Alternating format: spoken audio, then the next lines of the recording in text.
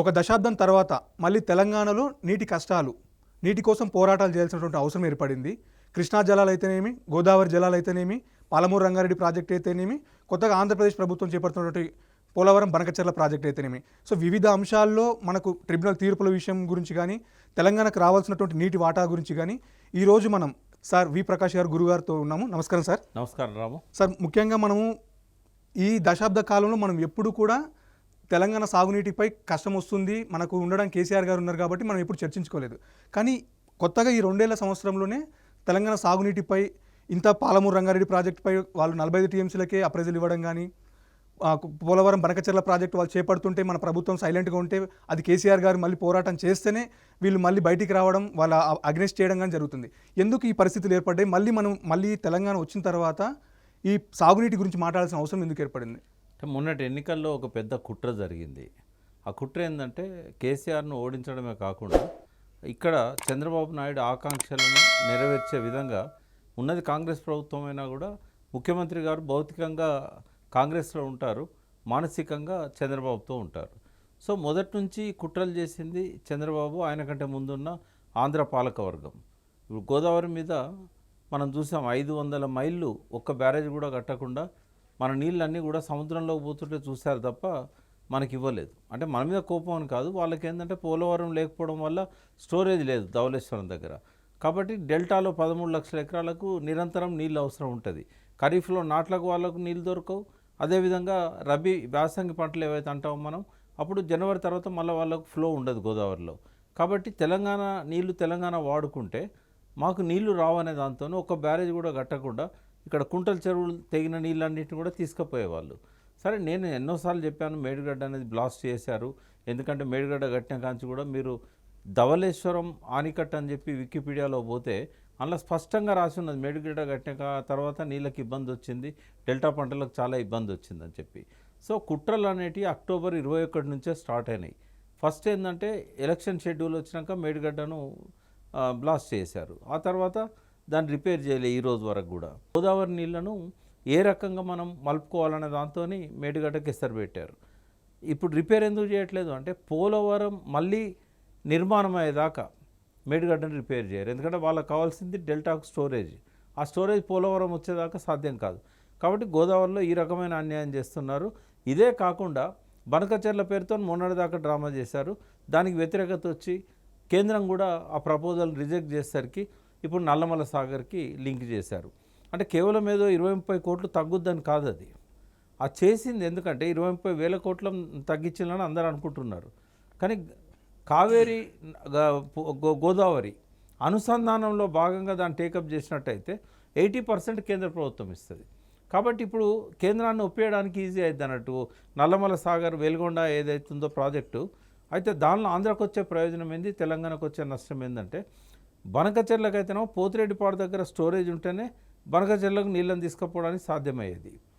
ఇటు పక్క నుంచి పోలవరం నుంచి తీసుకుపోయిన నీళ్ళని కూడా లిఫ్ట్ చేసుకొని తీసుకుపోవడానికి వీలయ్యేది. ఇప్పుడు ఏం చేస్తున్నారంటే ఈ రెండింటికి ఒకటే సొల్యూషన్ చూపెట్టారు. వచ్చిన నీళ్ళని వచ్చినట్టు శ్రీశైలం రిజర్వాయర్ నుంచి టన్నెల్ ద్వారా అది యథేచ్ఛగా వెళ్ళిపోతూ ఉంటాయి.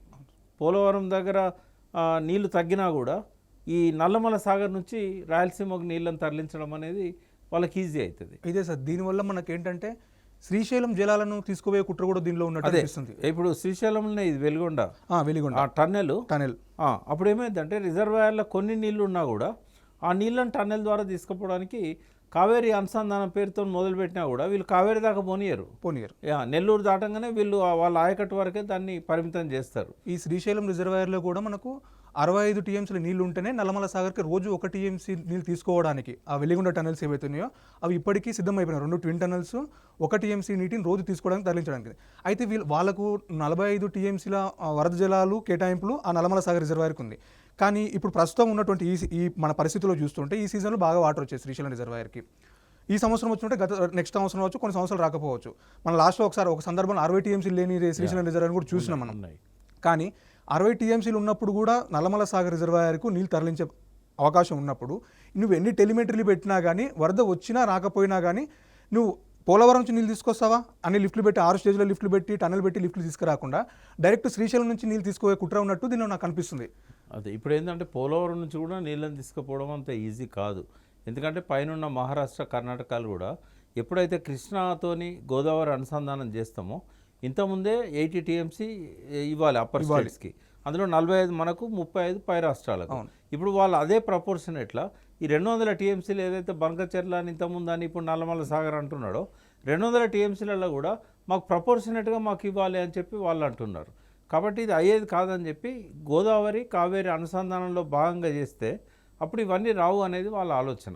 కాబట్టి ఇటువంటి ప్రజలకు అర్థం చేయించాలన్నా ఇవి అడ్డుకోవాలన్నా కూడా ఒకటి సమర్థుడు కేసీఆర్. అంటే మిగతా వాళ్ళు కారా అంటే ప్రజలకు అర్థమయ్యే భాషలో ఆ సమస్యలను వివరించి ప్రజలను ఉద్యమ స్ఫూర్తి నింపి ఈ జల వివాదాలకు ఒక అడ్డుకట్ట వేసే విధంగా ఒత్తిడి తెచ్చేది కేసీఆర్ గారు. మీరు చూశారు మొన్న మానేరు మీద వావిలాల దగ్గర దాన్ని బ్లాస్ట్ చేశారు. దాని మీద ఎఫ్ఐఆర్ నమోదైనా కూడా ఎవరు చేశారు? సాక్షాత్తు deputy executive engineer irrigation department. కేవలం 12 గంటల లోపల ఆయన దాన్ని విజిట్ చేసి జరిగిన నష్టాన్ని ఇది బ్లాస్టింగ్ అని చెప్పి చేశాడు. 24 గంటలు దాటకముందే ఎగ్జిక్యూటివ్ ఇంజనీర్ గారు కూడా ఇది బ్లాస్టింగ్ అని చెప్పి రిపోర్ట్ ఇచ్చారు. అక్కడికి పోయినవాడు ఎవరైతే 2 కళ్ళు ఉన్న వాళ్ళకి ఎవరికైనా అది బ్లాస్టింగ్ అని కనబడుతుంది. చేపలన్నీ కూడా పైకి తేలినాయి. అయినా కూడా ఇప్పటి వరకు ఆ ఎఫ్ఐఆర్లో బ్లాస్టింగ్ అని రాసినా కూడా ఒక్కరిని కూడా విచారించలేదు. ఎందుకంటే వీళ్ళంతా కాంగ్రెస్ వాళ్ళు. అంటే ఇది ఒక ఎగ్జాంపుల్ చెప్పాను నేను. కృష్ణాలో కానీ గోదావరిలో కానీ యథేచ్ఛగా మన నీళ్ళని దోచుకుపోవడానికి రేవంత్ రెడ్డి గారేమో సైలెంట్గా ఉంటున్నాడు, ఆదిత్యనాథ్ దాస్ గారేమో ఇన్స్ట్రక్షన్లు ఇస్తున్నాడు, ఆడ జలసౌదాల కోసం చక్రం తిప్పుతున్నాడు. 9.5 సంవత్సరాలు తెలంగాణ ప్రయోజనాలకు వ్యతిరేకంగా ఆంధ్ర నుంచి రిప్రజెంట్ చేసిన ఆనాటి చీఫ్ సెక్రటరీ కావచ్చు, ప్రిన్సిపల్ సెక్రటరీ కావచ్చు, ఇరిగేషన్ డిపార్ట్మెంటు ఆయనే తెలంగాణకు కృష్ణా బోర్డులో కానీ గోదావరి బోర్డులో కానీ నీళ్ళు ఇవ్వకుండా అడ్డుపడ్డ వ్యక్తి, ఆయన సంతకాలు కూడా ఉన్నాయి. అటువంటి వ్యక్తిని తీసుకొచ్చి వాళ్ళు ఇక్కడ పెడితే ఆయన చక్రం తిప్పుతుంటే మన హక్కులను ఎవరు కాపాడాలి? కేసీఆర్ గారు తెలంగాణ గురించి ముందుకు రావడానికి ప్రధాన కారణం నీళ్ళే. ఆ రోజు జరుగుతున్న ఆత్మహత్యలు, బోర్వెల్స్ వేసి అప్పులు తీర్చలేక పెరుగన్నంలో పురుగు మందు కలుపుకొని తింటుంటే కళ్ళకి వెళ్ళి నీళ్ళు వచ్చేవి ఆయనకి. నేను ఎదురుగా కూర్చొని ఎన్నో రాత్రులు చూశాను నేను. ఆయన బాధపడడం, మదనపడడం, మన నీళ్లు మనకు రావాలి. ఆయన ఇప్పుడే కాదు, ఎప్పుడో 94లో ఇక్కడ శ్రీరామ్ సాగర్ ప్రాజెక్టు పోయినప్పుడే ఆయన మాట అన్నాడు, ఆంధ్ర ప్రాజెక్టులేమో వైష్ణవ ఆలయాల్లాగా ఉంటాయి, మన ప్రాజెక్టులేమో శివాలయాల్లాగా ఉంటాయి, దీప నైవేద్యాలు ఏం లేకుండా అని చెప్పేసి. అంటే ఆయనకున్న మనసు నిండా నింపుకున్న ఆ తెలంగాణ జలసోయి ఏదైతున్నదో అది ప్రజల్లో తీసుకుపోయారు. జలసాధన ఉద్యమం నడిపాడు. ముఖ్యమంత్రి అయిన తర్వాత ఎక్కువ భాగం బడ్జెట్ దానికి పెట్టాడు. ఇవాళ కళ్ళ ముందు ఆయన చేసిన కృషి అంతా కూడా బుడిదలు పోసినట్టు అవుతూ ఉంటే ఆయన చూస్తూ ఊరుకోలేడు. అందుకే 2 సంవత్సరాలు పూర్తయింది. ఈ తమాషా ఇక చాలు, ప్రజల లోపల అవేర్నెస్ తీసుకురావాలి, ఆ సోయి తీసుకురావాలన్న ఉద్దేశంతో ఆయన మళ్ళీ ఒకసారి ముందుకు రావడం అనేది తప్పనిసరిగా తెలంగాణ ప్రజల అదృష్టం. అది ఆయన రేపు 19వ తేదీ నాడు ఇక్కడ తెలంగాణ భవన్లో ఆయన ఒక సమావేశం నిర్వహిస్తున్నారు. అది కేవలం లెజిస్లేచర్స్కే కాదు, రాష్ట్ర కమిటీ మొత్తం దాని మీద కూర్చుంటుంది. నేను చాలా రోజుల నుంచి చెప్తున్నా, మళ్ళీ కేసీఆర్ గారు జలసాధన ఉద్యమం 2వ దశ జలసాధన ఉద్యమాన్ని నిర్వహించకపోయినట్టయితే తెలంగాణకి ఏమీ మిగలదు. కట్టిన ప్రాజెక్టులన్నీ కూడా ఏదో ఒక రకంగా కూల్చేసి మళ్ళీ పైనుంచి నాసిరకమైనవని చెప్పి కేసీఆర్ గారి మీదే నెడతారు అది. కాబట్టి ఆయన రావాలి, ప్రజలు మళ్ళీ సోయి తెచ్చుకోవాలి, జరిగిన పొరపాటు పక్కకు పెట్టి ఇవాళ మళ్ళీ కేసీఆర్తో కలిసి ఉద్యమ స్ఫూర్తితో అందరూ పనిచేస్తే తప్ప ఈ జలాల మీద మన హక్కులను మనం ఇప్పుడు కేసీఆర్ గారు రావడం చాలా శుభసూచనం. నేను పాలమూరు బిడ్డను, మా ముఖ్యమంత్రి కూడా పాలమూరు అని చెప్తున్నారు. ఈ 2 ఏళ్లలో ఒక్కసారి కూడా ఆయన పాలమూరు జిల్లాకు రాలేదు. కేసీఆర్ గారు పాలమూరు మీద ఎంత ప్రేమ ఉందంటే ఆయన అధికారంలోకి వచ్చిన 2 నెలల్లోనే ఆగస్టులోనే ఒక జీవో ఇష్యూ చేసి ఒక 7 కోట్లు మంజూరు చేసి ఒక డిపిఆర్ తయారు చేయించాను పాలమూరు రంగారెడ్డి ప్రాజెక్ట్. దీని మీద జీవో ఇష్యూ చేసింది కేసీఆర్ గారు 2022లో. ఆ జీవో మీద ఆంధ్రప్రదేశ్ ప్రభుత్వం ట్రిబ్యునల్కి వెళ్ళింది. ట్రిబ్యునల్ కూడా అది కొట్టేసింది, ఆ కేసును కొట్టేసింది. కొట్టేసిన తర్వాత ఇప్పుడు మళ్ళీ కేంద్ర ప్రభుత్వం రీసెంట్గా మేలో 2025లో వాళ్ళు మన రాష్ట్ర ప్రభుత్వానికి ఒక లెటర్ రాసిండ్రు. అసలు ఎందుకు మరి ఈ జీవో ఇష్యూ మీరు మళ్ళీ 45 టీఎంసీ కొత్తగా డిపిఆర్ ప్రిపేర్ చేయాలని చెప్పేసి ఒక లెటర్ రాసింది రాష్ట్ర ప్రభుత్వానికి. అంటే గతంలో ఆల్రెడీ 90 టీఎంసీలకు మనకు ఇస్తేనే వాళ్ళు మన ఆ జీవో మీద కేసు వేసిండ్రు. ఆ కేసును కొట్టేసి 45 టీఎంసీలు వీళ్ళకి వస్తాయని చెప్పిన తర్వాత మళ్ళీ కొత్తగా మళ్ళీ ట్రిబ్యునల్ నుంచి మనకు అవార్డు రావాల్సిన అవసరం ఉందా ఆ 45 టీఎంసీలకి? మళ్ళీ వీళ్ళు కొత్తగా డిపిఆర్ ఇవ్వండి అంటే ఇచ్చిన డిపిఆర్ని రద్దు చేస్తూ కొత్త డిపిఆర్ని కూడా ఇవ్వండి అని చెప్పేసి మేలో ఒక లెటర్ రాసిచ్చిండు. మళ్ళీ ఇప్పటి వరకు 7 నెలలు గడుస్తున్నా ఈ రేవంత్ రెడ్డి ప్రభుత్వము కొత్తగా డిపిఆర్ మళ్ళీ వాళ్ళకి ప్రపోజల్ పంపలేదు అప్రైజలు. మళ్ళీ ఈ రీసెంట్గా వాళ్ళు చెప్పిన తర్వాత ఇప్పుడు 45 టీఎంసీలకే ఉత్తమ్ కుమార్ రెడ్డి గారు అంగీకరిస్తూ ఒక లేఖ రాసిండ్రు. సో దీని ద్వారా తెలంగాణకి ఎంత నష్టం జరగబోతుంది? 45 టీఎంసీలు ఏవైతే మనము 90 టీఎంసీలు పెట్టాం కదా, ఆ మిగిలిన 45 టీఎంసీలు వీళ్ళు రాయలసీమకు తరలించుకోవడానికి మార్గం దారి చక్కగా చేస్తున్నారు వీళ్ళు.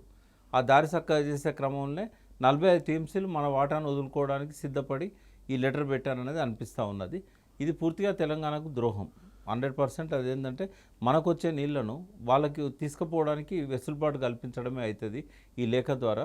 ఆ పాత డిపిఆర్ఏ అమల్లోకి రావాలి. మళ్ళీ ఆ 90 టీఎంసీలతో 90 టీఎంసీలు కూడా సరిపోవు, ఎందుకంటే 12 లక్షల ఎకరాలు దాని కింద ఆయకట్టు. 12 లక్షల ఎకరాల్లో కొంచెం డీలింగ్ అయింది ఏంటంటే కోడంగల్కి పోవాల్సిన నీళ్ళు అవి 1 లక్ష ఎకరాలు.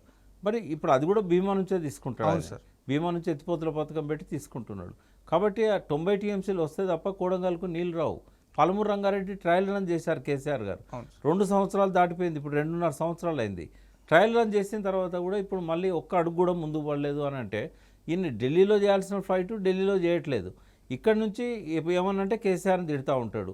ఇక్కడ అంతిమంగా ఏం చేస్తున్నాడు రేవంత్ రెడ్డి అంటే తెలంగాణ ప్రయోజనాలను తాకట్టు పెట్టి కృష్ణా గోదావరి జలాలను ఆంధ్రకు తరలిస్తున్నారు. మళ్ళీ ఏం తెలియనంటే కృష్ణా గోదావరి జలాలు మన తెలంగాణ బిల్లకు రావాలని చెప్పి అందశ్రీ పాడిన పాటని ఇప్పుడు ఆలపిస్తూ ఉంటాడు. జల సాధన ఉద్యమం మరొకసారి రాకపోతే ఈ రోజుకు మనం నష్టపోతూనే ఉంటాం. సెంట్రల్ వాటర్ కమిషన్లో ఇవన్నీ భాగమైన తర్వాత మనకు వాటి మీద హక్కులు రావు కదా. ఒకసారి హక్కులు పోయినాక మనం ఏం చేయగలుగుతాం? ఉన్న హక్కుల్ని ఎందుకు ఆల్రెడీ గతంలో 90 టీఎంసీలు వచ్చిన తర్వాత నువ్వు రాష్ట్ర ప్రభుత్వంతో ప్రతిపక్షాలతో కలుపుకొని పోయి పోరాడాల్సింది పోయి నువ్వు 45 టీఎంసీలకి అప్రైజల్ పంపించడం ఏంది మొదటి ఫేజ్ కింద? మిగతా 45 టీఎంసీలు ఇంకా అదనంగా తీసుకురావాలి. ఒక్కసారి ముఖ్యమంత్రి గారు ఏమంటారు, మాకు 740 టీఎంసీలు సరిపోతాయని ఉత్తమ్ కుమార్ రెడ్డి గారు అంటారు.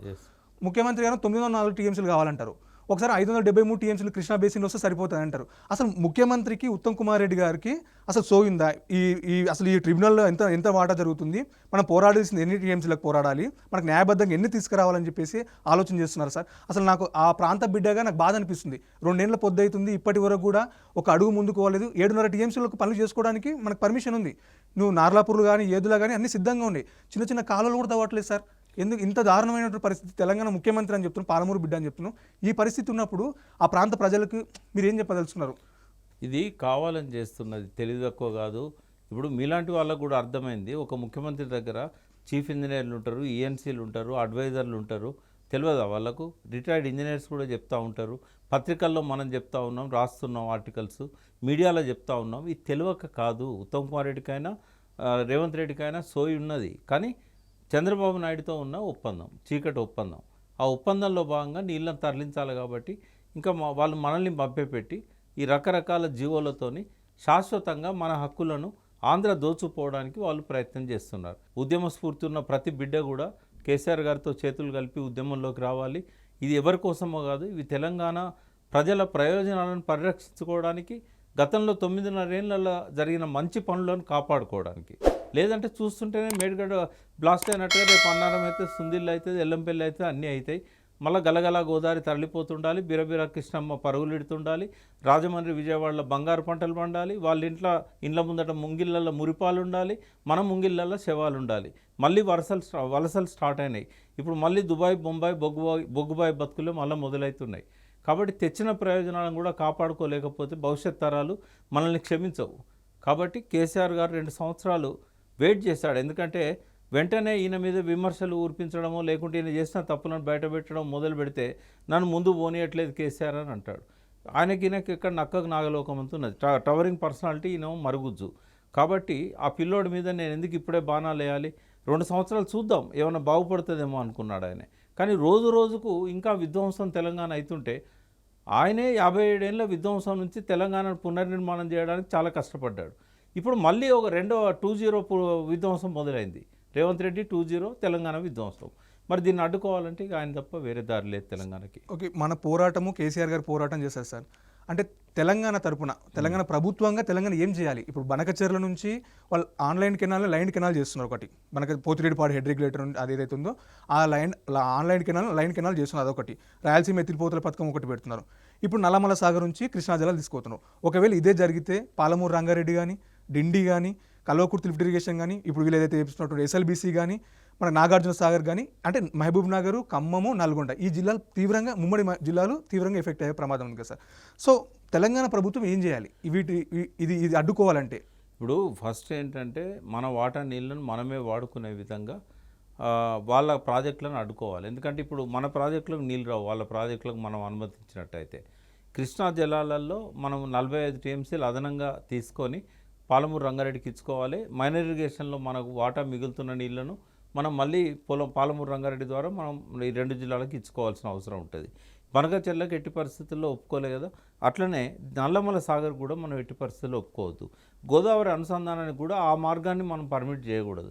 అంతకుముందు ఏదైతే ఇచ్చంపల్లి దగ్గర నుంచి మనం తీసుకోవాలని అనుకున్నామో, ఇచ్చంపల్లి దగ్గరన లేకుంటే సమ్మక్క సాగర తెలంగాణ ప్రభుత్వం అప్పుడు ఏమన్నదంటే ఆల్రెడీ కఠిన డ్యామ్ ఉంది కదా, మీరు ఈ సమ్మక్క సాగర్ నుంచి తీసుకోమన్నది.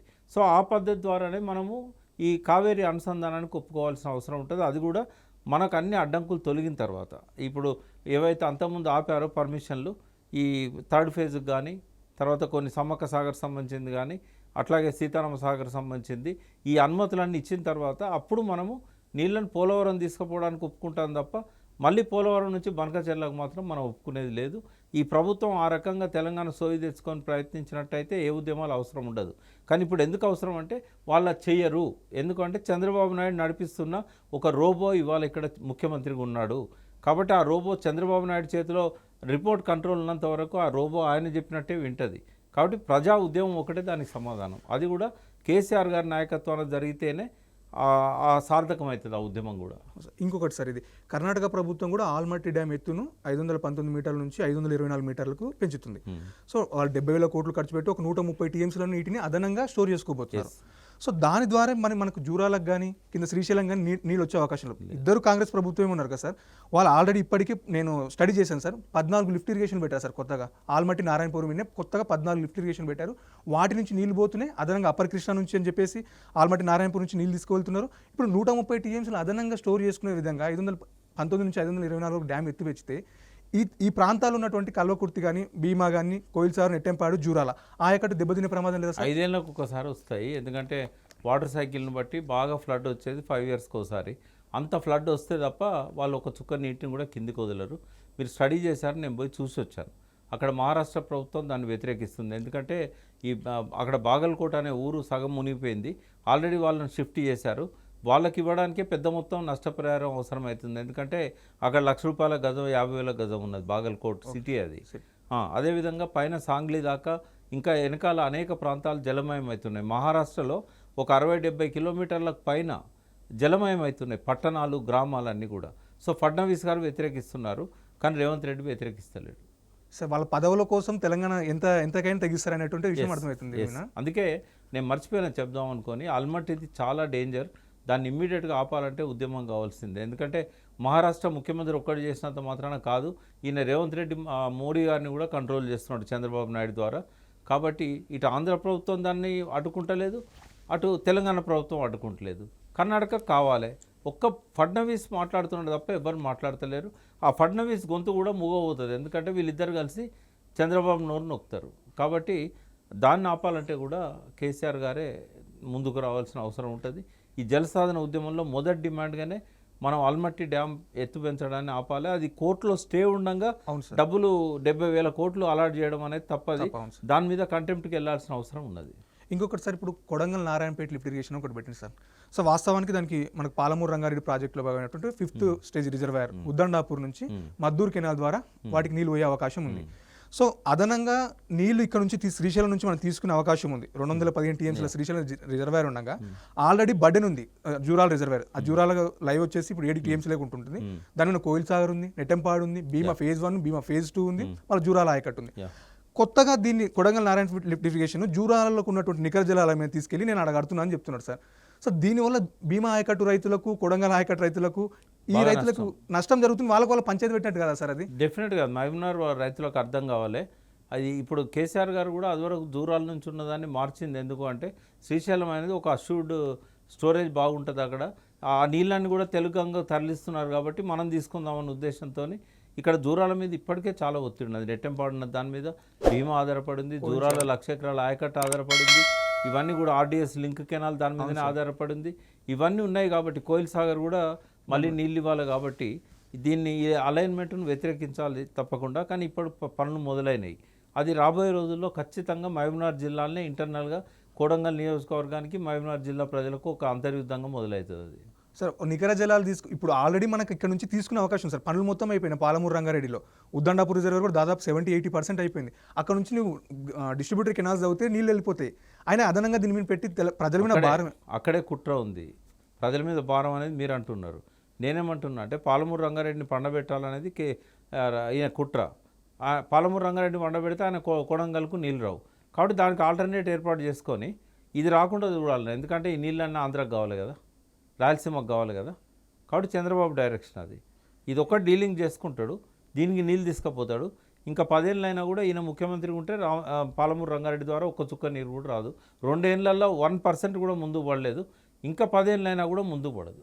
ఎంత తొందరగా రేవంత్ రెడ్డి పీడ వదిలించుకుంటే పాలమూరు రంగారెడ్డి ప్రజలకు అంత మేలు. సార్ ఇంకొకటి సార్, ఇప్పుడు ఆంధ్రప్రదేశ్ ప్రభుత్వము పెన్నా బేసిన్లో, కృష్ణా బేసిన్లో ఉన్నట్టు మన ప్రాజెక్టులు కాదని చెప్పేసి పెన్నా బేసిన్కి నీటి మళ్ళిస్తుంది. దాదాపు ఒక 300 టీఎంసీల రిజర్వాయర్లు వాళ్ళు మనకు సోమశిల కానీ కండలేరు కానీ ఆ రిజర్వాయర్లన్నీ పెద్ద పెద్ద సామర్థ్యం 78 టీఎంసీలు 60 టీఎంసీలు వాటికి మన కృష్ణా బేసిన్లో ఉన్నటువంటి నీళ్ళు తీసుకెళ్తున్నారు. కానీ ఇదే చంద్రబాబు నాయుడు గారు మన కృష్ణా బేసిన్లో శ్రీశైలాన్ని ఆనుకుని ఉన్నటువంటి మన పాలమూరు రంగారెడ్డి ప్రాజెక్టునే లేఖలు రాస్తారు. ఈ ప్రాజెక్టును అడ్డుకోవాలా, ఈ ప్రాజెక్టు పూర్తి కావద్దు, ఈ ప్రాజెక్టు నీటి కేటాయింపు లేవని రాస్తారు. వాళ్ళు ఎట్లా తీసుకెళ్తారు సార్ 300 టీఎంసీలు ఉన్నటువంటి పెన్నా బేసిన్ నీళ్ళు తీసుకెళ్తారు నెల్లూరుకు, చిత్తూరుకు? అంటే అది ఆంధ్రలో భాగం కదా. ఇప్పుడు యాక్చువల్గా బేసిన్ బయటికి నీళ్ళు ఎప్పుడు తీసుకుపోవాలంటే బేసిన్ అవసరాలు తీరిన తర్వాత. ఇది ఎల్సెంకి ఒప్పందంలో భాగం. బట్ దాన్ని కూడా ఆయన తుంగలో దొక్కుతాడు. ఇప్పుడు నిజంగానే ఆంధ్ర నాయకులకు, ఆంధ్ర ముఖ్యమంత్రులకు తెలంగాణకు నీళ్ళు ఇవ్వాలనుకుంటే 50 ఏళ్ళు ఈ ప్రాంతాన్ని పరిపాలించారు. తలాపు నాగరసాగర్ పెట్టుకొని ఫ్లోరైడ్తోని ఎంతోమంది బిడ్డలు 30 ఏళ్ళకే చచ్చిపోయిళ్ళు. ఇప్పుడు బతుకున్న వాళ్ళకు కూడా కాళ్ళు చేతులు పనిచేయకుండా అయిపోయినాయి. మరి ఆ మాత్రం వాళ్ళకి ఆ మాత్రం ఇది కూడా ఉండదు ప్రజల మీద పట్టింపు. ఎప్పటికైనా లంకలో పుట్టినని రాక్షసులే అన్నట్టు ఆ చంద్రబాబు కానీ, బ్రహ్మానంద రెడ్డి కానీ, ఇంకోరు కానీ తెలంగాణకు న్యాయం జరగలేదు. ఇప్పుడేమో ప్రత్యక్షంగా పరిపాలన చేయకుండా రేవంత్ రెడ్డి లాంటి ఏజెంట్లను పెట్టుకొని వాళ్ళు తెలంగాణ ప్రయోజనాలకు దోచుకుంటున్నారు. అందుకని ఖచ్చితంగా జలసోయి రావాలి, జలసాధన ఉద్యమం మళ్ళీ ప్రారంభం కావాలి. కేసీఆర్ గారి నాయకత్వంలో జరిగినట్టయితే మనం కొంత ఆపగలుగుతాం, మన హక్కులను సాధించుకోగలుగుతాం, కేసీఆర్ గారు సాధించిన వాటిని రక్షించుకోగలుగుతాం. అంటే కేసీఆర్ స్థాయి నాయకుడు మళ్ళీ తెలంగాణ నీటి హక్కుల కోసం మళ్ళీ వస్తున్నాడు అంటే ఈ రేవంత్ రెడ్డి గారు తెలంగాణ ప్రయోజనం ఎంత దెబ్బతీస్తున్నాడో మనం అర్థం చేసుకోవచ్చు సార్. అవును, ఎందుకంటే ఆయన Day 1 నుంచి December 7th నుంచి ఈ రోజు వరకు అన్ని మనకు వ్యతిరేకమైన నిర్ణయాలు తీసుకున్నాడు. జలదోపిడిని అడ్డుకోవడానికి ఎట్టి ప్రయత్నం చేయలేదు. KRMB, JRMB కూడా అక్కడ ఆయన సాధించాల్సిన ఏవి చేయలేకపోయాడు. ఊరికే కోర్టుల కేసులు వాదించడము, అక్కడక్కడికి ఉత్తమ్ కుమార్ రెడ్డి పంపడము, అడ్వకేట్లతో అక్కడ వాదనలు వినిపించడం తప్ప మనకు ఒక్కటి కూడా ప్రయోజనకరంగా ఉండే పని చేయలేదు. కాబట్టి ప్రభుత్వం చేయనప్పుడు ప్రజలే ఉద్యమాల ద్వారా సాధించుకుంటారు సార్. ఈ ఉద్యమం ద్వారానైనా మన హక్కుల్ని, తెలంగాణ ప్రజల యొక్క నీటి హక్కుల్ని కాపాడుకొని తెలంగాణ ప్రాజెక్టులన్నీ పూర్తి చేసుకునే విధంగా చర్యలు ఈ ప్రభుత్వం తీసుకుంటుంది కేసీఆర్ గారు బయటకు వస్తేనే. రాము, నాకు చాలా ఆనందంగా ఉంది. ఎందుకంటే మీరు చాలా చిన్న వయసులో నీళ్ళ గురించి కొంత అవగాహన పెంచుకున్నారు. పాలమూరు బిడ్డలకే ఆ సోయి ఎక్కువ రావాలి. నేను 20-25 సంవత్సరాల నుంచి చూస్తున్నా, ఒక్క కేసీఆర్ గారికి తప్ప ఈ నీళ్ళ మీద సోయి కానీ, తెలంగాణ హక్కుల కోసం, జల హక్కుల కోసం పోరాడింది కానీ ఎవరూ లేరు. ఎవరికి కూడా ఆ సోయి లేదు, దాని గురించి పట్టదు. కాబట్టి ఇప్పుడు జరుగుతున్న అన్యాయాలు చూస్తే కేసీఆర్ గారు రేవంత్ రెడ్డిని కాదు కదా, ఆ ప్రభుత్వంలో ఎవరిని క్షమించాడు. ఎందుకంటే ఎంతో కష్టపడి ఈ ప్రాంతంలో రైతుల ఆత్మహత్యలు ఆగాలని చెప్పి, ఈ ప్రాంతంలో ఉన్న బీళ్ళన్నీ కూడా సస్యశ్యామలం కావాలని, ఆయన 1 కోటి ఎకరాల మాగాణం నా స్వప్నం అని చెప్పి ఉద్యమకాలం నుంచి కూడా ప్రజల మధ్య చెప్పుకున్న వ్యక్తి, తెలంగాణలో ప్రతి ఎకరానికి నీళ్లు రావాలని చెప్పి 9.5 సంవత్సరాల అహర్నిశలు కృషి చేసిన వ్యక్తి ఇవాళ మరొక్కసారి ఆ సాధించిన ప్రయోజనాలను రక్షించుకోవడానికి, ఆయన నిర్మించిన కట్టడాలను పరిరక్షించుకోవడానికి, ఈ ఆంధ్ర పాలవుతున్న కృష్ణా గోదావరి జలాలను మరొక్కసారి తెలంగాణ బీళ్లకు మళ్లించడానికి ఇలా ఉద్యమోన్ముఖులై 19వ తేదీన ఏదైతే సభ పెడుతున్నారో అక్కడి నుంచి మరొకసారి జలసాధన ఉద్యమం 2.0 మొదలు కావాలి. జలసాధన ఉద్యమం కేసీఆర్ గారి నాయకత్వంలో సాగితేనే ప్రజలకు అర్థమయ్యే భాషలో నీళ్ళ గురించి సోయి కల్పించే అవకాశం వారికి మాత్రమే ఉంది. కాబట్టి కేసీఆర్ గారిని ఉద్యమంలోకి రావాల్సిందిగా కోరుతున్నాం. వారి ద్వారా మాత్రమే తెలంగాణ హక్కులను మనం కాపాడుకోగలుగుతాం అనేది మా అందరి కూడా లక్ష్యం, మా అందరి ఆశయం. Thank you sir.